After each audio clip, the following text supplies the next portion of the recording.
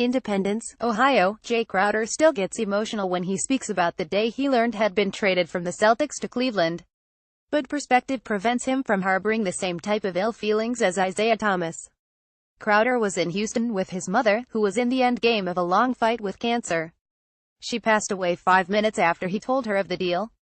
Under the circumstances, getting traded seemed stunningly unimportant. I mean, I would have never expected it to go down like that, Crowder said as he walked away from a group interview following the Cavaliers' practice yesterday. It was a crazy, hectic day. But things happen for a reason, I guess. My mom was sick. She wasn't doing well. I was with her the whole summer in Houston.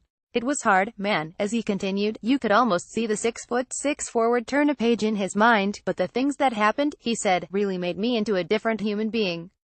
It just molded me into a different person. It made me look at stuff differently. I appreciate things more. He appreciates that he is with a team that doesn't just hope, but fully expects to be back in the NBA Finals for a 4th straight season. And he appreciates that the disappointment of being traded from a place where you'd planted basketball roots pales in comparison to what life can throw at you. You realize there are things you can't control, Crowder said. You can't control a lot of the stuff that happens in your life. I can't control where I play right now. It's a business. I'm in a business. What I can control is me playing basketball and how I treat my family and how I raise my child in the time that I have to spend on this earth. You know what I mean. I can't control what happens with trades. Like Thomas, Crowder is grateful for what his time with the Celtics meant to his career. But where Thomas has a chip on his shoulder regarding Danny Ainge and the way things played out, saying he may never talk again to the C's president of basketball ops, Crowder is more about moving on. I'm thankful of the opportunity they gave me obviously, said Crowder, who was rescued from the fringes in Dallas by the Rajon Rondo trade. I know that it's a business, man. I'm not mad. I'm not upset. It was a bad time for everything, but at the same time, I've moved on from that. My family's done a great job of keeping me in the moment and keeping me focused on the task at hand. And I came into a great locker room, so that helped a lot, but I have no bad blood with those guys. I'm just thinking about my goal here, and that's to win a championship. I just want to do my part and hold my end up. That begins tomorrow when the Celts show up to open the NBA season. Earlier with the collection of cameras and recorders looking on, Crowder said, I mean, it's the first game on the schedule, so we're preparing to play those guys.